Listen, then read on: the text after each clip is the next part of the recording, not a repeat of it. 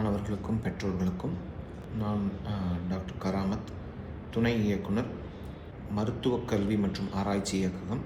உங்களுக்கு இன்றைக்கி அப்ளிகேஷன் எப்படி ஃபில் பண்ணுறது, அப்லோடு பண்ணுறது அப்படிங்கிறத பற்றிய ஒரு சின்ன விளக்க வீடியோ.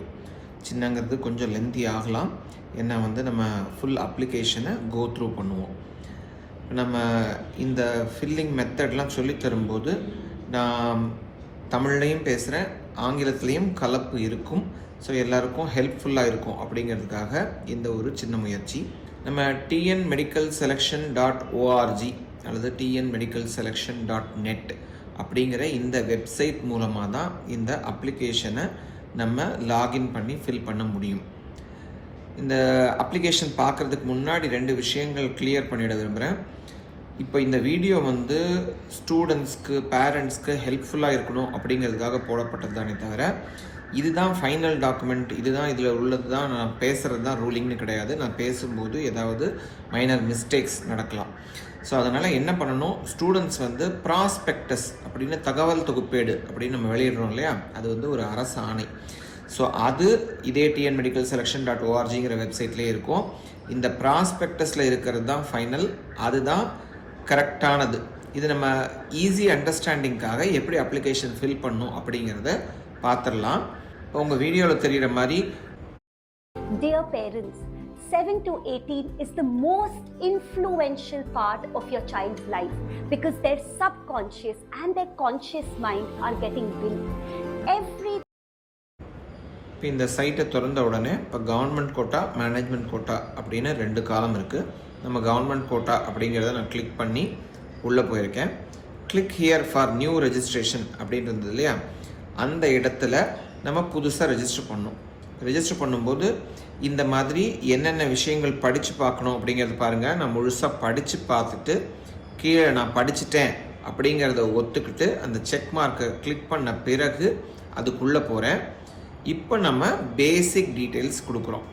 இந்த பேசிக் டீட்டெயில்ஸில் நம்ம எந்த குவாலிஃபையிங் எக்ஸாமினேஷன், நம்ம +2 ஸ்டேட் போர்டு ஹையர் செகண்டரி ஸ்ட்ரீமில் படித்தோமா அல்லது சிபிஎஸ்சியில் படித்தோமா, ஸோ அந்த தகவல்கள் இருக்குது. அடுத்தது டேட் ஆஃப் பர்த் இருக்குது. குவாலிஃபையிங் இயர் அப்படின்னு இருக்குது. அப்படின்னா என்ன அர்த்தம், இப்போ நம்ம குவாலிஃபையிங் எக்ஸாமினேஷன் இருக்குது இல்லையா, அதாவது +2 நம்ம இந்த வருஷம் முடித்தோமா, சென்ற வருடம் முடித்தோமா, 2024 நான் முடித்தேன் அப்படின்னு இந்த குவாலிஃபையிங் இயர் இருக்குது. நம்மளோட higher secondary examination, higher secondary அல்லது சிபிஎஸ்சினா சிபிஎஸ்சி, அதோட ரெஜிஸ்ட்ரேஷன் நம்பர் இருக்குது. இதெல்லாம் ரொம்ப கவனமாக இந்த இடத்துல நம்ம பார்த்து ஃபில் பண்ணணும். இதற்கு பிறகு பார்த்திங்கன்னா இந்த இஎம்ஐஎஸ் ஐடிங்கிறது நம்ம தமிழ்நாட்டில் படிச்சிருந்தோம்னா எல்லாருக்குமே இருக்குது. அந்த இஎம்ஐஎஸ் ஐடியை கவனமாக இந்த இடத்துல ஃபில் பண்ணோம். இஎம்ஐஎஸ் ஐடி முடித்த உடனே +1 பாஸ்டான்னு கேட்குது. நம்ம +1 பாஸ் பண்ணி தான் +2க்கு வந்திருப்போம். அந்த தகவலை ஃபில் பண்ணோம். லாகின் ஐடி அப்படின்னு கேட்குது. இந்த லாகின் ஐடி அப்படிங்கிறது தான் நீங்கள் தமிழ்நாடு மெடிக்கல் செலெக்ஷன் கமிட்டி வெப்சைட்டுக்குள்ளே லாகின் செய்கிறதுக்கான, உட்புகிறதுக்கான அந்த பாஸ்வேர்டு பின்னாடி வரும். இதுதான் லாகின் ஐடி. ஸோ இதை மறக்கக்கூடாது, இதை யுனிக்காக உருவாக்கி, ஸோ இந்த இடத்துல இந்த லாகின் ஐடி போட்டுருங்க. லாகின் ஐடிக்கு பிறகு மொபைல் நம்பர். இந்த மொபைல் நம்பர், இமெயில் அட்ரஸும் ரொம்ப ரொம்ப ரொம்ப முக்கியமான விஷயம்.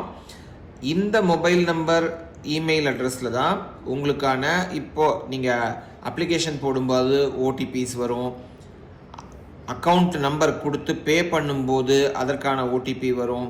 நீங்கள் கவுன்சிலிங் ஸ்டேஜில் மறுபடியும் லாகின் பண்ணுறதுக்கு இதில் தான் ஓடிபி வரும். அதனால் இந்த மொபைல் நம்பர், ஸ்டூடெண்ட்டோட மொபைல் நம்பர், ஸ்டூடெண்ட்டுக்கு தனியாக மொபைல் இல்லைன்னா அவங்க பேரண்ட்டோட பொறுப்பான நபரோட மொபைல் நம்பர், யாராவது ஒரு ரேண்டம் பர்சன், அல்லது நம்ம போய் ஒரு ப்ரௌசிங் சென்டரில் ஃபில் பண்ணுறோன்னா அந்த அவங்களோட நம்பர், அந்த மாதிரிலாம் ஃபில் பண்ணாமல் நம்ம யூஸ் பண்ணுற ரெகுலரான mobile number, user ID create பண்ணுறதுக்காக கொடுத்துடணும். இப்போது மொபைல் நம்பர், இமெயில் ஐடி கொடுத்த பிறகு பார்த்திங்கன்னா பாஸ்வேர்டு க்ரியேட் பண்ண சொல்லும். ஸோ இதற்கான இந்த வெப்சைட்டுக்கு லாகின் பண்ணுறதுக்கான யுனிக் ஐடி, ஸோ ஐடி கொடுத்துட்டோம். இப்போ பாஸ்வேர்டு கொடுக்கணும். ஸோ பாஸ்வேர்டு கொடுத்த பிறகு பேர் என்ட்ரு பண்ணோம். இது நம்மளோட மார்க் ஷீட்டில் இருக்கிற மாதிரியான கரெக்டான ஸ்பெல்லிங் மிஸ்டேக் இல்லாத பேராக இருக்கணும். ஏன்னா இந்த பேர் தான் நமக்கு அலாட்மெண்ட் ஆர்டர் டவுன்லோட் ஆகிற வரைக்கும், நம்ம காலேஜில் பதிவாகிற வரைக்கும் வரும். மிஸ்டேக் ஆகிடுச்சுன்னா அதை மாற்றுறது ரொம்ப சிரமமாக இருக்கும். அதனால் கவனமாக நம்ம +2 மார்க் லிஸ்ட்டை எடுத்து வச்சுட்டு அதற்கு பிறகு அதுலேருந்து ஃபில் பண்ணிக்கலாம். பொதுவாகவே மாணவர்களுக்கு நான் என்ன சொல்லுவேன்னா, வெப்சைட்டுக்குள்ளே ஒரு முறை போய் பார்த்துட்டு அதற்கு பிறகு என்னென்ன டாக்குமெண்ட் வேணும்னு ப்ராஸ்பெக்டஸில் போட்டிருக்கோ அந்த டாக்குமெண்ட் எல்லாத்தையும் கையில் வச்சுக்கிட்டு, ஃபிசிக்கல் காப்பீஸை கையில் வச்சுட்டு கூட இந்த டாக்குமெண்ட் எல்லாத்தையும் ஸ்கேன் பண்ணி PDF ஃபார்மேட்டில், ஃபோட்டோஸ் எல்லாம் JPG ஃபார்மேட்லேயும், டாக்குமெண்ட்ஸ் எல்லாம் நம்ம சர்டிஃபிகேட்ஸ் எல்லாத்தையும் PDF ஃபார்மேட்லேயும் ஸ்கேன் பண்ணி நம்ம கம்ப்யூட்டரில், இப்போ நம்ம கம்ப்யூட்டரில் தான் பதிவு பண்ணுறோம் அப்படின்னா அந்த கம்ப்யூட்டர்லேயே ஒரு ஃபோல்டரில் பெயர் போட்டு, இப்போ உதாரணத்துக்கு கம்யூனிட்டி சர்டிஃபிகேட்னா கம்யூனிட்டி சர்டிஃபிகேட், நேட்டிவிட்டி சர்டிஃபிகேட்னா நேட்டிவிட்டி சர்டிஃபிகேட் அப்படின்னு பெயரிட்டு ரீநேம் பண்ணி எல்லாத்தையும் ஒரு ஃபோல்டரில் சேவ் பண்ணிவிட்டு அதற்கு பிறகு அப்ளிகேஷன் ப்ராசஸ் ஸ்டார்ட் பண்ணோம்னா கொஞ்சம் ஈஸியாக இருக்கும். இப்போ இந்த பேசிக் டீட்டெயில்ஸ் கொடுத்த உடனே பார்த்தீங்கன்னா நமக்கு அந்த இப்போ நம்ம மொபைல் நம்பர் கொடுத்தோம் இல்லையா, அதில் ஒரு OTP வரும். அந்த OTPயை நீங்கள் இங்கே ரெஜிஸ்டர் பண்ணிங்கன்னா தான் நீங்கள் இந்த வெப்சைட்டுக்குள்ளே ரெஜிஸ்டரே ஆவீங்க. சரிங்களா? இப்போ இந்த OTP நமக்கு வந்துருச்சாங்கிறத செக் பண்ணிவிட்டு பதிவு பண்ணுறோம். இந்த OTP போட்ட உடனே நீங்கள் சப்மிட் கொடுக்க முடியும். OTP வரல அப்படின்னா ரீசெண்ட் ஆப்ஷன் ஆப்வியஸாக இருக்கும். ரீசெண்ட் பண்ணி மறுபடியும் OTP வந்த பிறகு நம்ம உள்ள சப்மிட் பண்ணி ரெஜிஸ்டர் ஆகிடுவோம். இது ரெஜிஸ்ட்ரேஷன் மட்டும்தான், அப்ளிகேஷன் ப்ராசஸ் இன்னும் முடியல. இப்போ இதற்கு பிறகு வெப்சைட்டில் பார்த்தீங்கன்னா ஸ்டெப்ஸ் ஆஃப் ஆன்லைன் ரெஜிஸ்ட்ரேஷன் அப்படின்னு என்னென்ன கொடுத்துருக்குன்னு பாருங்கள். ரெஜிஸ்ட்ரேஷன் இருக்குது, அதுக்கு முன்னாடியே ப்ராஸ்பெக்டஸ் இருக்குது, அதை படிச்சுக்கோங்கன்னு சொல்கிறோம். லாகின் அப்படின்னு இருக்குது. அடுத்தது அப்போ நம்ம என்ன பண்ணோம், ஏற்கனவே கொடுத்தோம்ல யூசர் ஐடி, அதையும் பாஸ்வேர்டையும் வச்சு லாகின் ஆகணும். அதற்கு பிறகு என்ன இருக்குது, டீட்டெயில்ஸ் ஃபில்அப் பண்ணோம், டாக்குமெண்ட்ஸ் அப்லோட் பண்ணோம், பேமெண்ட் பண்ணோம். இது எல்லாத்தையும் செஞ்சாதான் ரெஜிஸ்ட்ரேஷன் கம்ப்ளீட் ஆகும். அப்போ தான் நம்ம ஆன்லைன் அப்ளிகேஷனை சப்மிட் பண்ணியிருக்கோம்னு அர்த்தம். சரிங்களா? நம்ம தொடர்ந்து இப்போ ஏற்கனவே யூஸ் பண்ண யூசர் ஐடி பாஸ்வேர்ட் இருக்கு இல்லையா, அதை வச்சு லாகின் ஆகும். ஸோ இப்போ லாகின் ஆகிட்டோம். ஸோ இப்போ நம்ம டீட்டெயில்ஸ் ஃபில்அப் பண்ணுறதுக்கான பேஜுக்கு வந்துட்டோம். இப்போ பேர், டேட் ஆஃப் பர்த் பாருங்கள் ஆட்டோ பாப்புலேட் ஆகிடுச்சு. அதுவே டேட்டாவை நம்ம முதல் ஸ்டெப்பில் கொடுத்தோம் இல்லையா, அங்கேருந்து எடுத்துக்கிச்சு. அடுத்து ஜெண்டருக்கு பிறகு தந்தையின் பெயர், name of the father or guardian கேட்டிருக்காங்க. ஸோ அந்த இடத்துல கரெக்டாக பெயர் ஃபில்அப் பண்ணுறோம். ஸோ அடுத்து நேஷ்னாலிட்டி, இந்தியனா அல்லது இந்த OCI PIO கேட்டகரியில் இருந்தால் அப்ளை பண்ணலாம் கவர்மெண்ட் கோட்டாவில். ஸோ அந்த கேட்டகரியில் இருக்குமா அப்படிங்கிறத கேட்குது.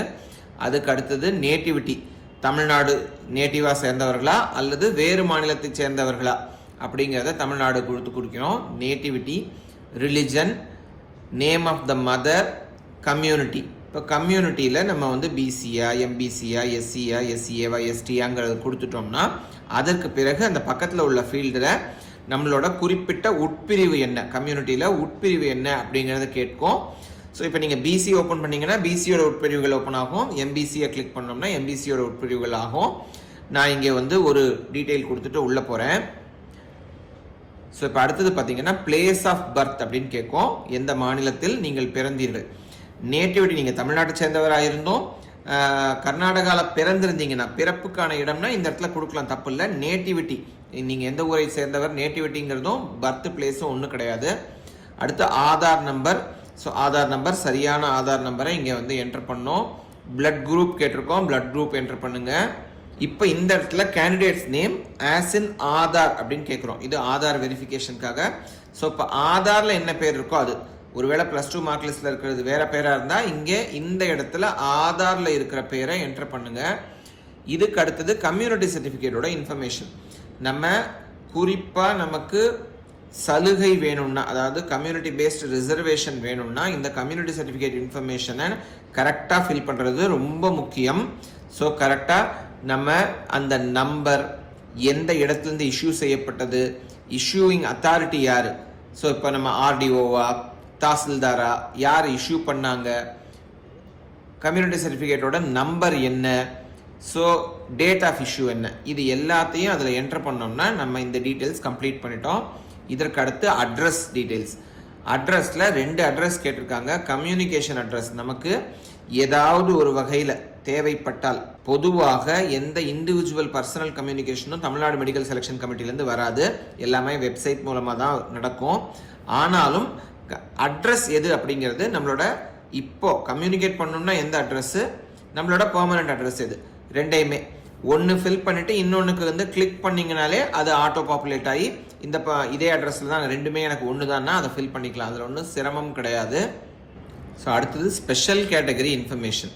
ஸோ நம்ம வந்து இந்த ஏதாவது ஸ்பெஷல் கேட்டகரிஸில் வர்றோமா, அதாவது ஸ்போர்ட்ஸ் அதில் உள்ளவங்களா, மாற்றுத்திறனாளிகளா, அல்லது எக்ஸ் சர்வீஸ்மென் முன்னாள் இராணுவத்தினர் கேட்டகரியில் வரோமா, அல்லது இந்த ஐஆர்டி எனப்படும் ரோட் டிரான்ஸ்போர்ட் கார்பரேஷனை சேர்ந்தவர்களா, இந்த இன்ஃபர்மேஷன் கொடுத்துட்டு சேவ் அண்ட் ப்ரொசீட் கொடுத்து அடுத்த ஸ்டெப்புக்கு போகிறோம். இந்த சேவ் அண்ட் ப்ரொசீட் கொடுக்கறதுக்கான காரணம் என்னென்னா, இந்த ஒரு ஸ்டெப்லையும் உள்ள இன்ஃபர்மேஷனை நீங்கள் திரும்ப ரீஃபீட் பண்ண தேவையில்லை. ஒருவேளை நடுவில் வந்து ஏதாவது கட் ஆகிடுச்சு, இன்டர்நெட் கட் ஆகிடுச்சுன்னா இந்த இன்ஃபர்மேஷன் சேவ் ஆகிடும். அதற்காக இந்த ஸ்டெப்புகள் இருக்குது.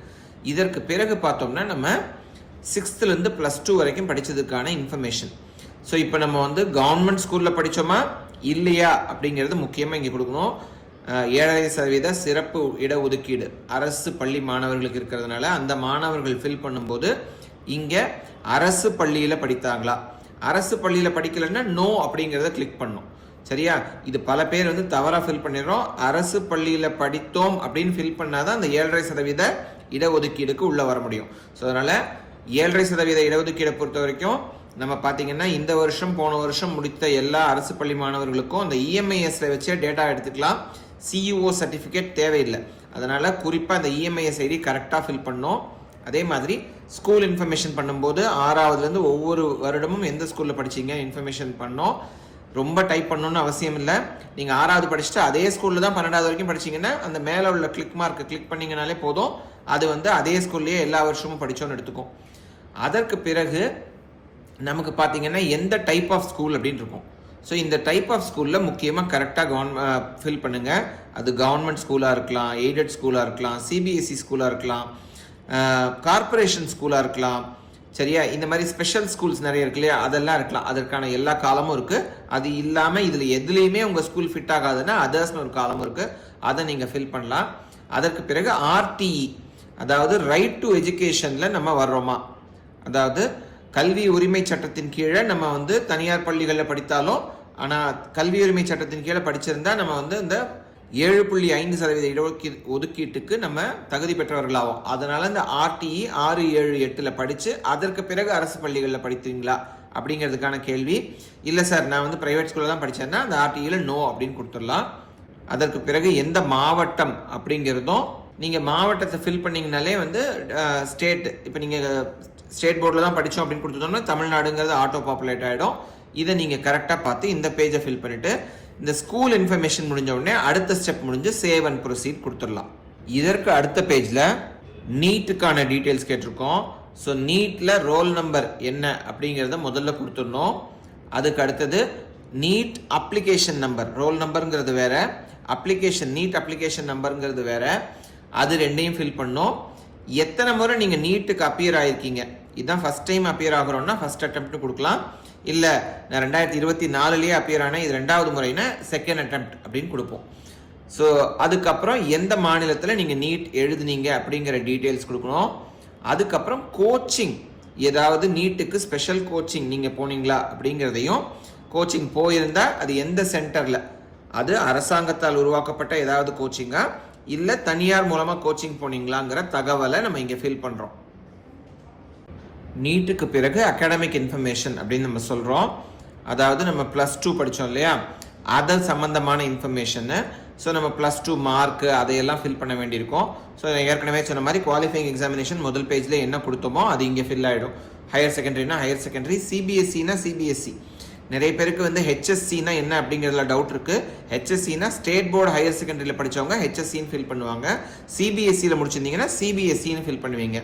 நம்ம முதல்ல ரெஜிஸ்ட்ரேஷன் அப்பயே இந்த டாக்குமெண்ட் கேட்டிருந்தோம். இதுக்கு அடுத்து ஹையர் செகண்டரி. இப்போ ஹையர் செகண்டரினா அந்த எக்ஸாமினேஷன், ரோல் நம்பர், நம்ம எந்த இடத்துல பாஸ் பண்ணோம், நம்மளோட குரூப் கோடு, சரிங்களா?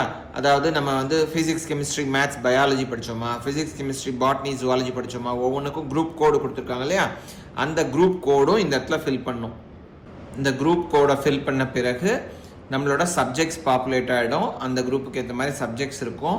ஸோ இப்போது இந்த இடத்துல சப்ஜெக்ட்ஸில் நம்ம இங்கிலீஷ், ஃபிசிக்ஸ், கெமிஸ்ட்ரி, பயாலஜி, அது தவிர வேறு என்ன படிச்சிருந்தோமோ அந்த சப்ஜெக்ட்ஸில் நம்மளோட ரெஜிஸ்ட்ரேஷன் நம்பர், மார்க்ஸு, நம்ம எக்ஸாம் எப்போ அப்பியர் ஆனோம், எந்த வருடம், அதற்கான மொத்த மதிப்பெண் எவ்வளோ, நம்ம எடுத்த மதிப்பெண் எவ்வளோ. சார் அகெயின் வந்து இத்தனை இடத்துல எப்படி சார் ஃபில் பண்ணிட்டே இருக்கணும், ரொம்ப காம்ப்ளிகேட்டடாக இருக்குது. இல்லை, ஒன்றும் இல்லை, ஒரே தடவை தான். இப்போ 2025 அப்பியர் ஆகி எல்லா எக்ஸாமும் அப்போ தான் எழுதணும்னா ஒன்று கிளிக் பண்ணிவிட்டு அந்த மேலே உள்ள கிளிக் பாக்ஸை, செக் பாக்ஸை கிளிக் பண்ணிங்கன்னா அது அந்த வருஷத்துக்கான ரெஜிஸ்ட்ரேஷன் நம்பரு, மந்த்து, இயர் எல்லாம் பாப்புலேட் ஆகிடும். நீங்கள் டோட்டல் மார்க்ஸும் நீங்கள் எவ்வளோ மார்க்ஸ் எடுத்தீங்கிற டீட்டெயிலும் ஃபில் பண்ணால் போதும். இது நம்மளோட அகாடமிக் இன்ஃபர்மேஷன். இது முடிஞ்ச உடனே அகெயின் ஒரு முறை சேவ் அண்ட் ப்ரொசீட்னு கொடுத்துட்டா இந்த வரைக்கும் உள்ள எல்லா இன்ஃபர்மேஷனும் ஸ்டோர் ஆகிடும். ஒருவேளை நம்ம நடுவில் லாக் அவுட் பண்ணிட்டு லாக் ஆன் பண்ணோம்னாலும் இது வரைக்கும் உள்ள இன்ஃபர்மேஷன் நம்ம திரும்ப உள்ளீடு செய்ய தேவையில்லை, அது எல்லாமே அதுலேயே கரெக்டாக இருக்கும். இப்போ நம்ம ஏதாவது ஒரு தகவல் தவறாக கொடுத்துருந்தோம்னா, இப்போ அப்ளிகேஷன் நம்பர் ஹெச்எஸ்சியில் 12 டிஜிட் நம்பர். ஸோ நம்ம இப்போ நான் வந்து 10 டிஜிட் நம்பர் கொடுத்துருக்கேன் அப்படின்னா அது வந்து தவறு அப்படின்னு காமிச்சிரும். நம்ம அந்த இடத்துல போயிடணும். இதற்கு அடுத்தது அடிஷ்னல் இன்ஃபர்மேஷன் கேட்குறோம். இங்கே வந்து மதர் டங், தங்களோட தாய்மொழி என்ன, நம்மளோட நேட்டிவ் என்ன, நம்ம எங்கே வசிக்கிறோமோ அது வந்து வில்லேஜ் பஞ்சாயத்தா, டவுன் பஞ்சாயத்தா, மாநகராட்சியா அப்படிங்கிறத கேட்குறோம். அப்புறம் எந்த மீடியம் ஆஃப் இன்ஸ்ட்ரக்ஷன், நம்ம தமிழ் மீடியம் படித்தோமா, ஆங்கில மீடியம் படித்தோமா, வேறு ஏதாவது மொழி பயிற்று மொழியாக படித்தோமா அப்படிங்கிறத கேட்குறோம். அடுத்தது ஸ்கூலோட சிவிக் ஏரியா அப்படின்னா என்ன அர்த்தம், நீங்கள் படித்த ஸ்கூல் வந்து வில்லேஜ் பஞ்சாயத்தில் இருந்துச்சா, டவுன் பஞ்சாயத்தில் இருந்ததா. முதல்ல நம்ம வசிப்பிடம் எங்கே இருந்தது, அடுத்தது நம்ம ஸ்கூல். நிறைய பேர் வில்லேஜில் படிப்போம், ஆனால் பக்கத்தில் உள்ள ஒரு டவுன் பஞ்சாயத்தில் போயிட்டு ஸ்கூலில் படிச்சிருப்போம். ஸோ அந்த இன்ஃபர்மேஷனை வந்து கரெக்டாக கொடுக்கணும். அதுக்கப்புறம் பேரண்ட்ஸ் ஆக்குபேஷன், எந்த நேட்டிவ் டிஸ்ட்ரிக்ட், நமக்கு ஆனுவல் இன்கம் ஆஃப் பேரண்ட் என்னன்னு கேட்குறோம். இந்த இடத்துல பார்த்தீங்கன்னா நம்ம மேனேஜ்மெண்ட் கோட்டாக்கும் அப்ளை பண்ண வேண்டும் அப்படின்னு விரும்பணும்னா கவர்மெண்ட் கோட்டாக்கும் போடுறோம், மேனேஜ்மெண்ட் கோட்டாக்கும் போடுறோம்.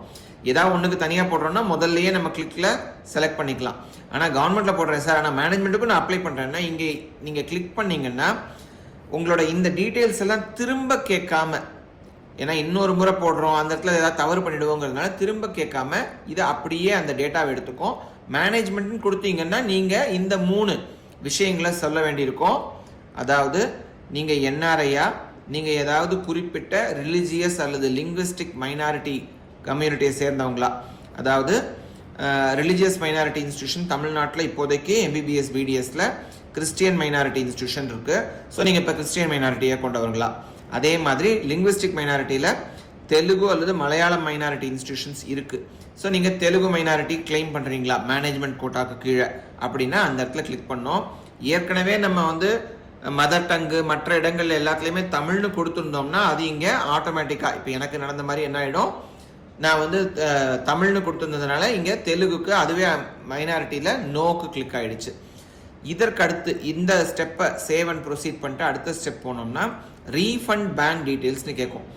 என்ன சார் இது இங்கே என்ன சார் பேங்க் டீட்டெயிலு, நாங்கள் இன்னும் பணமே கட்டலையே. இந்த பேங்க் டீட்டெயில் நீங்கள் கட்ட போகிற பணத்துக்காக மட்டும் இல்லை, செக்யூரிட்டி டெபாசிட் எனப்படும் காப்பீட்டு தொகை. நம்ம வந்து ப்ரைவேட் காலேஜில் கவர்மெண்ட் கோட்டா சீட்ஸ் போடணுன்னாலோ அல்லது ப்ரைவேட் காலேஜில் மேனேஜ்மெண்ட் கோட்டா சீட்ஸ் போடணுன்னாலோ அதற்கான சாய்ஸ் போடணும். அந்த சீட்டுக்கும் நான் வந்து கம்பீட் பண்ணோம், அந்த சீட்டுக்கும் நான் அப்ளை பண்ணுறேன் அப்படின்னா நீங்கள் பின்னாடி கவுன்சிலிங் அப்போ செக்யூரிட்டி டெபாசிட்னு ஒன்று கட்ட வேண்டியிருக்கும். இப்போ நம்ம போடுறது அப்ளிகேஷன் ஸ்டேஜு. இந்த அப்ளிகேஷனுக்கு பிறகு கவுன்சிலிங் ஆரம்பிக்கும் இல்லையா, அந்த டைமில் செக்யூரிட்டி டெபாசிட்னு கட்ட வேண்டியிருக்கும். இந்த செக்யூரிட்டி டெபாசிட்டுங்கிறது யாரும் சீட்டை விட்டுட்டு போகக்கூடாது. நான் செலக்ட் பண்ணி ஒரு சாய்ஸ் போட்டுட்டு அதுக்கு பிறகு விட்டுட்டு போனோம்னா நமக்கு பின்னாடி உள்ள மாணவர்களுக்கு அதனால் பாதிப்பு, சீட் பிளாக்கிங் அப்படின்னு சொல்கிறோம். சுப்ரீம் கோர்ட்டே இது ரொம்ப கடுமையாக கண்டிக்குது, இந்த மாதிரி செய்யக்கூடாது அப்படின்னு. அதனால் நம்ம அந்த சீட் ஜாயின் பண்ண போகிறது இல்லைன்னா அதற்காக நம்ம அப்ளை பண்ணக்கூடாதுங்கிறத தடுக்கிறதுக்காகத்தான். ஸோ அந்த செக்யூரிட்டி டெபாசிட்டு நீங்கள் ஒருவேளை உங்களுக்கு எல்லா கவுன்சிலிங் ப்ராசஸும் முடிஞ்சதுக்கு பிறகு மாணவர்களுக்கே திரும்ப வந்துடும். நம்ம வந்து சில குறிப்பிட்ட ரூல்ஸை ஃபாலோ பண்ணலன்னா, நம்ம சீட் அலாட் ஆகிட்டு நம்ம போய் ஜாயின் பண்ணாமல் 3வது ரவுண்ட்லேருந்து விட்டோம்னா நம்ம செக்யூரிட்டி டெபாசிட் 4 ஃபீட் ஆகிடும். சரியா? நீங்கள் இழக்க நேரிடும். அப்படி இல்லாமல் இல்லை சார் நான் ரூல்ஸ் எல்லாம் கரெக்டாக தான் ஃபாலோ பண்ணியிருந்தேன்னா இந்த செக்யூரிட்டி டெபாசிட் நமக்கு திரும்ப வந்துடும். இந்த செக்யூரிட்டி டெபாசிட் எந்த அக்கௌண்ட்டுக்கு உங்களுக்கு திரும்ப வரணுமோ அந்த அக்கௌண்ட் டீட்டெயில்ஸ் கேட்டிருக்கோம். நிறைய பேருக்கு எந்த அக்கௌண்ட்டில் அனுப்புகிறோமோ அந்த அக்கௌண்ட்டில் தானே திரும்ப கொடுத்துட்டா சரிதானே அப்படின்னு தோணும். நம்ம எல்லா மாணவர்களையும் கருத்தில் கொள்ளணும். इस साल यूरोप चले? अरे पहले प्रॉपर्टी तो बिक जाए, एक बड़ी गाड़ी तो ले ही सकते हैं ना। पहले अपनी प्रॉपर्टी तो बिक जाए। नो ब्रोकर पर चड्डा। நிறைய பேர் கிராமப்புறத்தில் இருக்காங்க, நிறைய பேர் மாணவர்கள் அவங்கவுங்க பேரில் அக்கௌண்ட்டுகள் இல்லை, ஆனால் அவங்க எல்லாமும் அப்ளை பண்ணுறாங்க. அப்படி செய்யும்போது அவங்க பிறரோட உதவியை நாடி அவங்க அக்கௌண்ட் மூலமாலாம் அனுப்பும்போது அந்த அக்கௌண்ட்டுக்கு திரும்ப போயிடக்கூடாதுங்கிறதுக்காக நம்ம இங்கே உங்களுக்கு எந்த அக்கௌண்ட்டுக்கு இந்த ரீஃபண்ட் தேவை அப்படிங்கிறத இங்கே கேட்குறோம். இந்த அக்கௌண்ட்டுக்கு தான் நம்ம வந்து ஒருவேளை டியூஷன் ஃபீயே கட்டுறோம், ஆனால் அது திரும்ப வர வேண்டிய இருக்குது ஒரு காரணத்தினால அப்படின்னா அந்த எல்லாமே இந்த ரீஃபண்ட்ஸ் எல்லாமே இந்த வழியாக தான் நடக்கும். அதனால் கவனமாக நம்ம இந்த ரீஃபண்ட் அக்கௌண்ட் டீட்டெயில்ஸ் கொடுக்கணும். ஸோ இது நம்ம பேரில் அக்கௌண்ட் இருந்தால் அதுவோ அல்லது நம்ம பெற்றோர் பேரில் அக்கௌண்ட் இருந்தால் அந்த அக்கௌண்ட் டீட்டெயில்ஸ் தான் கொடுக்கணும். அக்கௌண்ட் நம்பர், ஐஎஃப்எஸ்சி கோடு, எந்த பேங்க் பிரான்ச்சு, இது எல்லாத்தையும் ரொம்ப தெளிவாக கரெக்டாக தவறு இல்லாமல் ஃபில் பண்ணோம். ஏன்னா இதில் தவறுகள் இருந்தால் இந்த ரீஃபண்ட் ப்ராசஸ் நடக்கிறதுக்கு பிரச்சனையாகும். இதையெல்லாம் இந்த அக்கௌண்ட் டீட்டெயில்ஸ்லாம் என்டர் பண்ண பிறகு இந்த இடத்துல மறுபடியும் ஒரு தடவை ஜெனரேட் ஓடிபின்னு கொடுத்தீங்கன்னா ஓடிபி அங்கே உங்களோட ரெஜிஸ்டர்ட் மொபைல் நம்பருக்கு வரும். அந்த ஓடிபியை தான் நீங்கள் ஃபில் பண்ணணும். இதை ஏன் இங்கே கொடுத்துருக்கோம், வேறு யாராவது அக்கௌண்ட்டை கொடுத்து அவங்களுக்கு பணம் இதை திரும்ப போயிடக்கூடாதுங்கிறதுக்காக தான் இந்த இடத்துல ஒரு ஓடிபி. இந்த ஓடிபி எதற்காக, சேஃப்டிக்காக. இங்கே மட்டும் இல்லை, நம்ம கவுன்சிலிங்லேயும் நம்மளோட சாய்ஸ் போட்ட பிறகு ஒரு தடவை ஓடிபி வரும். ஏன் இதெல்லாம் ஏன் நம்ம செய்கிறோம் அப்படின்னா, ஸோ மாணவர் அவங்களுக்கு தேவையான நம்பருக்கு தான் போகணுமே தவிர தெரியாமல் மற்ற ஏதாவது அக்கௌண்ட் போட்டேன் சார், அவங்க மொபைல் நம்பர் கொடுத்துக்கிட்டாங்க, அவங்களுக்கே ஓடிபி வந்துருச்சு அப்படிங்கிறதுக்காக இல்லாமல் இருக்கணுங்கிறதுக்காகத்தான் ஒவ்வொரு ஸ்டேஜ்லையும் ஓடிபி. அதனால் உங்கள் மொபைல் நம்பரை கொடுங்க, அந்த ஓடிபி வந்ததுக்கப்புறம் இந்த ஓடிபி என்ன பர்பஸ்க்காக அப்படிங்கிறத கேட்டு அந்த ஓடிபியை அங்கே ஃபில் பண்ணுங்கள். ஸோ நம்ம யாராவது வேறு நபர்களின் உதவியை நாடுறோம்னா கூட ரொம்ப சுலபமான முறை தான். கம்ப்யூட்டர், ஒரு இன்டர்நெட் கனெக்ஷன் இருந்தால் பண்ணிடலாம். மொபைலில் பண்ணுறத பொதுவாக நாங்கள் என்கரேஜ் பண்ணுறதில்ல. பண்ண முடியும்னாலும் ஏதாவது இந்த டாக்குமெண்ட் அப்லோட் பண்ணுறதுலாம் பிரச்சனைகள் வரலாம். அதனால் டெஸ்க்டாப், ஒரு லேப்டாப்போ அல்லது ஒரு பர்சனல் கம்ப்யூட்டரோ அல்லது ப்ரௌசிங் சென்டர் போனோம்னா கூட நம்ம உட்காந்து அந்த சென்டரில் கம்ப்யூட்டர் மூலமாக நம்ம இன்டர்நெட் கனெக்ஷன் வச்சு இதை செஞ்சிட முடியும். இந்த ஸ்டேஜுக்கு அடுத்தது நம்ம அப்லோடிங் ஆஃப் டாக்குமெண்ட்ஸ், நம்ம கூட சர்டிஃபிகேட்ஸ்லாம் இருக்கு இல்லையா, அதெல்லாம் அப்லோடு பண்ணுறதுக்கான அடுத்த கட்டம். இங்கே வந்து பார்த்திங்கன்னா நம்மளோட ஃபோட்டோ, தம்ப் இம்ப்ரெஷன், நம்மளோட பெருவிரல் ரேகைக்கான பதிவு, சிக்னேச்சர், இது எல்லாமே இங்கே தான் நம்ம பண்ணுவோம். அதனால் இதையும் என்ன செய்துக்கணும்னா, நம்ம நீட்டில் எந்த ஃபோட்டோ அப்லோட் பண்ணோமோ அதே ஃபோட்டோவோட passport size, post card size, நம்ம ரெண்டுமே அங்கே நீட்டில் கொடுத்துருப்போம். அதே மாதிரி அதே ஃபோட்டோவை இங்கேயும் எடுத்து வச்சுக்கணும். அதே மாதிரி சைன் பண்ணி அதையும் ஃபோட்டோவாக்கி வச்சுக்கணும், ஸ்கேன் பண்ணி. பெருவிரல் கைரேகை வச்சு அதையும் ஸ்கேன் பண்ணி நம்ம ஃபோட்டோவாக வச்சுக்கணும். இந்த 4 ஃபோட்டோவாகவும் ஜேபிஜி ஃபைல்னு சொல்லுவாங்க இல்லையா, ஜேபிஇஜி அல்லது ஜேபிஜி, ஸோ அந்த ஃபார்மேட்லேயும் மற்ற சர்டிஃபிகேட்ஸ் எல்லாத்தையும் ஸ்கேன் பண்ணி பிடிஎஃப் ஃபார்மேட்லேயும் பொதுவாக இதை நம்ம வச்சுக்கணும். ஸோ பாஸ்போர்ட் சைஸ் ஃபோட்டோக்கு 50லேருந்து 100 KB அப்படின்னு கொடுத்துருப்பாங்க. ஸோ நம்ம ஃபோட்டோகிராஃபர் மூலமாக எடுத்தோம் அப்படின்னா அது வந்து பெரிய ஃபைலாக இருக்கும். ஸோ இதை வந்து நம்ம இன்டர்நெட்டில் போனீங்கனாலே இந்த ஃபைலை சுருக்கிறதுக்கான நிறைய வெப்சைட்ஸ் இருக்குது. நம்ம இமேஜ் ரீசைஸ், பிடிஎஃப் ரீசைஸ் அப்படின்னு போட்டு நீங்கள் கூகுள் சர்ச் பண்ணிங்கன்னா நிறைய சைட் வரும். இதில் வந்து நம்ம அந்த ஃபோட்டோவை, உதாரணத்துக்கு என்னோடய ஃபோட்டோ 3 MB இருக்குது அப்படின்னா அதை இந்த மாதிரி ரீசைஸ் சைட்டில் போயிட்டு அதை சுருக்கி நம்ம 70 KB 90 KB ஆக்கிக்கலாம். நம்ம அதெல்லாம் ஏற்கனவே செஞ்சு வச்சுருந்தோம்னா இன்னும் ஈஸி. அதை நம்ம அப்லோட் பண்ணுறதுக்கு, நம்ம நீட்டில் அப்லோட் பண்ணுறதுக்கும் இந்த மாதிரி தான் நம்ம சைஸ் சுருக்க வேண்டி இருந்திருக்கும். இங்கேயும் அதே தான். நீட்டை ஏற்கனவே செஞ்சு வச்சுருக்கீங்கன்னா அதெல்லாம் ஒரு ஃபோல்டரில் போட்டு வச்சுட்டு அப்ளிகேஷன் ஸ்டார்ட் பண்ணுங்கள். ப்ராசஸ் ஈஸியாக இருக்கும். இதில் இந்த ஃபோட்டோஸ் 4 விஷயங்கள் சொன்னேன். Passport size photo, post card size photo, நம்மளோட மாணவரோட கையெழுத்து, மாணவரோட இடதுகை பெருவிரல் கைரேகை. சரியா? ஸோ இதெல்லாம் அப்லோட் பண்ண பிறகு டாக்குமெண்ட்ஸ்க்கு போகிறோம். இந்த டாக்குமெண்ட்ஸை பொறுத்த வரைக்கும் பார்த்தீங்கன்னா நம்ம கீழே கொடுத்துருக்கிற எல்லா டாக்குமெண்ட்டும் 1 by 1 பிடிஎஃப்ல அப்லோட் பண்ணோம். 100% அப்லோடட். இந்த சைடில் வந்து பார்த்தீங்கன்னா click here to view the PDF அப்படின்னு வரும். அப்படின்னா தான் நம்மளது அப்லோட் ஆயிடுச்சுன்னு அர்த்தம். எல்லாத்தையும் பொறுமையாக செஞ்சுட்டு அதற்கு பிறகு நம்ம நெக்ஸ்ட் அப்படிங்கிற இந்த காலம் போனோம்னா நெக்ஸ்ட் அப்படிங்கிறதுக்கு நீங்கள் செய்ததெல்லாம் சரியா இல்லை நீங்கள் அப்ளிகேஷனை சரி பார்க்கணுமா அப்படின்னு கேட்கும். எல்லா அப்ளிகேஷனில் எல்லா விஷயங்களும் நம்ம ஃபில் பண்ணிட்டோம்னா நெக்ஸ்ட் அப்படிங்கிற இந்த க்ரீன் பட்டனை நம்ம கிளிக் பண்ணலாம். ஏதாவது ஒரு சர்டிஃபிகேட்டை நம்ம அப்லோடு பண்ணுறதை மிஸ் பண்ணிட்டோம்னா அது வந்து அங்கேயே மேலே பிளாங்க் வந்துடும், நெக்ஸ்ட் பேஜுக்கு போகாது. அந்த சர்டிஃபிகேட்டை மேண்டேட்ரியான அந்த சர்டிஃபிகேட்டை அப்லோட் பண்ண பிறகு தான் நெக்ஸ்ட்டுக்கு போகும். நெக்ஸ்ட்டு போன பிறகு இந்த பேஜ் ரொம்ப முக்கியம். நம்ம அப்ளிகேஷனை இப்போ இவ்வளோ நேரம் இந்த காலமாக ஃபில் பண்ணோம் இல்லையா, இதைத்தான் நம்ம அப்ளிகேஷன் காலமாக ஃபில் பண்ணியிருக்கோம். இதுதான் நம்மளோட அப்ளிகேஷன் ஃபார்ம். இதை இந்த ஸ்டேஜில் வேணும்னா நீங்கள் டவுன்லோட் பண்ணி பிரிண்ட் அவுட் எடுத்து 1க்கு 2 முறை கூட பார்த்துக்கலாம். இங்கே மேலே பார்த்தீங்கன்னா டவுன்லோட் ஆப்ஷன் இருக்கும். அல்லது இந்த ஸ்டேஜில் உங்களுக்கு டவுட்டாக இருக்குது அப்படின்னா எடிட் போயிட்டு முன்னாடி பார்த்த 5 தனித்தனி இன்ஃபர்மேஷன்ஸ் இருந்துச்சு இல்லையா, அது எல்லாத்தையுமே மறுபடியும் போயிட்டு எடிட் பண்ண முடியும். 5 இன்ஃபர்மேஷன் அந்த டாக்குமெண்ட்ஸ் 6 இது எல்லாத்தையுமே செக் பண்ண முடியும். செக் பண்ணிவிட்டு நான் எல்லாமே சாட்டிஸ்ஃபைடு கரெக்டாக தான் இருக்குது அப்படின்னா ஒரு காப்பி நமக்காக டவுன்லோடு பண்ணி சேவ் பண்ணி வச்சுக்கோங்க. இங்கே பாருங்கள், டவுன்லோட் பண்ணி சேவ் பண்ணி வச்சுக்கோங்க. கீழே இருக்கிற இந்த செக் பாக்ஸை படித்து பாருங்கள். நான் கொடுத்தது எல்லாத்தையும் உண்மைதான், இதுக்கு நான் தான் பொறுப்பு அப்படிங்கிறத நீங்கள் ஒத்துக்கிறீங்க. ஏன்னா இதில் ஃபேக் டாக்குமெண்ட் கொடுத்தோம்னா நமக்கு பனிஷ்மெண்ட்ஸ் தண்டனை இருக்குங்கிறத உணரணும். லீகலாக சட்ட நடவடிக்கையே நடக்கும். ஸோ இது முடிந்த பிறகு நம்ம கொடுத்தோம்னா அகெயின் நம்ம கொடுத்த டாக்குமெண்ட்ஸை நம்ம கொடுத்த இன்ஃபர்மேஷனை ஷார்ட்டாக கொடுத்து நீங்கள் அக்செப்ட் பண்ணிக்கிறீங்களான்னு கேட்கும். இதை எஸ் கொடுத்ததுக்கு பிறகு தான் நமக்கு பேமெண்ட் லிங்க் ஓப்பன் ஆகும். பேமெண்ட் லிங்க் போனோம்னா அப்ளிகேஷன் காஸ்ட்டுங்கிறது 500 ரூபாய். நம்ம எஸ்சி எஸ்சிஏ எஸ்டி மாணவர்களுக்கு இந்த அப்ளிகேஷன் காஸ்ட் ஃப்ரீயாக இருக்கும். மற்றவர்களுக்கு 500 ரூபாய் அப்படிங்கிற இந்த அப்ளிகேஷன் காஸ்ட்டும் மேனேஜ்மெண்ட்டும் நீங்கள் அப்ளை பண்ண வேண்டியிருந்தால் அதற்குரியது 1000 ரூபாய் சேர்ந்து 1500 ரூபாய்ன்னு இருக்கும். இந்த அப்ளிகேஷன் காஸ்ட்டை நீங்கள் பேமெண்ட் போர்ட்டலுக்கு போகிறீங்க. இதில் பார்த்தீங்கன்னா 4லேருந்து 6 பேங்க்கோட இந்த பேங்க் கேட்வேஸ் இருக்கும். எதற்காகன்னா நம்ம ஒரு சமயத்தில் ஒரு பேங்க்கோட சர்வர் ஏதாவது பிரச்சனை ஆயிடுச்சுன்னா மாணவர்கள் நலனுக்காக வச்சுருக்கோம். ஸோ உங்களுக்கு எந்த கேட்வே மூலமாக போகணுன்னா உங்களுக்கு ஈஸியோ அல்லது உங்களுக்கு எது ஃபஸ்ட்டு ஈஸியாக இருக்கோ அது மூலமாக போயிட்டு நீங்கள் பேமெண்ட் ஆப்ஷன் வரும்.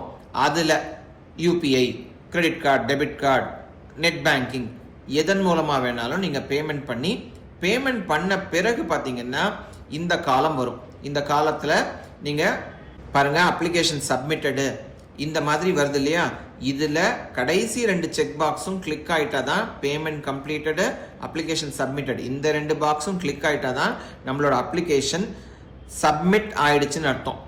இல்லை சார் பேமெண்ட் போச்சுன்னு நினைக்கிறேன், பேங்க்லேருந்து எனக்கு மெசேஜ் வரல, போச்சு ஆனால் ஃபெயிலியர்னு இங்கே காமிக்குது. நம்ம முக்கியமாக புரிஞ்சுக்கணும், ஃபெயிலியர்னு காமிச்சா பேங்க்லேயே தான் பணம் இருக்குன்னு அர்த்தம். பேங்க்லேருந்து உங்களுக்கு திரும்ப பணம் வந்துடும். ஸோ நம்ம சப்மிட் பண்ணி சக்ஸஸ்னு வந்து அப்ளிகேஷன் சப்மிட்டட்னு வந்தால் தான் நம்மளோட அப்ளிகேஷன் போனதாக அர்த்தம். அதுக்கு முன்னாடி எந்த ஸ்டேஜில் நீங்கள் எவ்வளோ டேட்டா கொடுத்துருந்தாலும் அப்ளிகேஷன் சப்மிட் பண்ணலன்னா உங்களோட அப்ளிகேஷன் ஏற்றுக்கொள்ளப்பட மாட்டாது. ஏன்னா சப்மிட்டட் அப்ளிகேஷனை தான் நம்ம எடுத்துகிட்டு அதை ஸ்க்ரூட்டினைஸ் பண்ண முடியும். சப்மிட்டே பண்ணலன்னா அந்த அப்ளிகேஷனை நம்ம செக் பண்ண முடியாது. ஸோ அதனால் இது எல்லாத்தையும் கவனத்தில் கொள்ளணும். இது ரொம்ப கஷ்டமான விஷயம் கிடையாது. நம்ம முக்கியமான ஒரு படிப்புக்கு எம்பிபிஎஸ் அல்லது பிடிஎஸ்க்கு நம்ம வந்து அப்ளிகேஷன் போடுறோங்கும் போது கொஞ்சம் கவனத்தோட நம்ம பெற்றோர் யாரையாவது அல்லது ஒரு சீனியர் பர்சன் நமக்கு ரொம்ப முக்கியமானவர் யாரையாவது கூட இருந்துட்டு நம்ம உட்கார வச்சு எல்லாத்தையும் ரெடி பண்ணிட்டு டென்ஷன் இல்லாமல் ஈஸியாக இந்த அப்ளிகேஷனை ஃபில் பண்ண முடியும். இதில் ஒன்றும் சிரமமே கிடையாது. ஆனால் முக்கியமாக திரும்ப தமிழ்நாடு மருத்துவ தேர்வுக்குழு medical selection committee directorate of medical education சார்பாக நம்ம சொல்கிறது என்னென்னா, இதில் 3வது நபர்கள் நமக்கு முற்றிலும் சம்பந்தமில்லாத நபர்கள், சரியா? இந்த ஏஜென்ட்டு, ப்ரௌசிங் சென்டரில் ஒரு பர்சன் சொன்னார், அவரே பண்ணித்தரேன்னு சொன்னார், இந்த மாதிரியெல்லாம் நம்பி செய்ய வேண்டாம். ஏன்னா அவர்கள் தவறு செய்திருந்தால் அந்த தவறுக்கான விளைவுகள் நம்ம அனுபவிக்க வேண்டியிருக்கோம், மாணவர்கள் அனுபவிக்க வேண்டியிருக்கோம். ஒரு சர்டிஃபிகேட்டை தப்பாக அப்லோட் பண்ணிட்டா நம்ம அப்ளிகேஷனே ரிஜெக்ட் ஆகிடலாம் இல்லையா? நம்ம சர்டிஃபிகேட்டை அவங்க ஏதாவது இல்லீகல் ஆக்டிவிட்டீஸ், அவங்க தப்பான ஃபேக்கான ஃபோர்ஜான சர்டிஃபிகேட் கொடுத்தாங்கன்னா அது மாணவரோட பொறுப்பு தான். ஏன்னா அப்ளிகேஷன் போடுறது மாணவர் தான், அந்த மூன்றாவது நபர் இல்லை. அதனால அந்த பொறுப்பை உணர்ந்து கரெக்டாக நம்ம உட்காந்து, நமக்கு முக்கியமானவங்க அவங்க யூஸ்வலாக பெற்றோர் இல்லையா, ஸோ நம்ம பெற்றோரில் யாராவது ஒருத்தரை உட்கார வச்சுட்டு, அப்படியும் இல்லை சார் பெற்றோருக்கு அவ்வளோ விவரம் இல்லைன்னு நினச்சிங்கன்னா உங்களுக்கு அக்கறையானவர்கள், உங்களோட ஏற்கனவே செய்தவர்கள், ஸோ உங்களோட ரொம்ப முக்கியமான உறவினர் யாராவது இருக்கலாம், அவங்கள யாராவது உட்கார வச்சுட்டு இந்த அப்ளிகேஷன் ஃபார்மை கம்ப்ளீட் பண்ணுங்கள். முடிந்தால் அப்ளிகேஷன் முடிஞ்ச பிறகு கவுன்சிலிங் ஸ்டேஜில் எப்படி கவுன்சிலிங்க்கு நம்ம ஃபில் பண்ணோம் அப்படிங்கிறதையும் ஒரு எளிய வீடியோ மூலமாக விளக்குறோம். மாணவர்களுக்காகத்தான் நம்ம இருக்கோம். மேலும் சந்தேகங்கள் இருந்தால் Tamil Nadu medical selection .org TN Medical Selection .orgங்கிற இந்த வெப்சைட்டை பாருங்கள். இதில் தான் அனைத்து தகவல்களும் வெளிவரும். இது இல்லாமல் ஏதாவது டவுட் இருந்தால் அதே வெப்சைட்டில் ஹெல்ப்லைன் நம்பர்ஸ் இருக்குது. ஹெல்ப்லைன் நம்பர்ஸ் காலையில் 10 மணிலேருந்து சாயங்காலம் 6 மணி வரைக்கும் ஃபங்க்ஷன் ஆகும். அந்த டைமில் ஃபோன் பண்ணி விசாரிக்கலாம், ஃபோன் பண்ணி கேட்கலாம். ஒரு ஃபோன் போகலை அப்படின்னா 8 நம்பர் இருக்குது.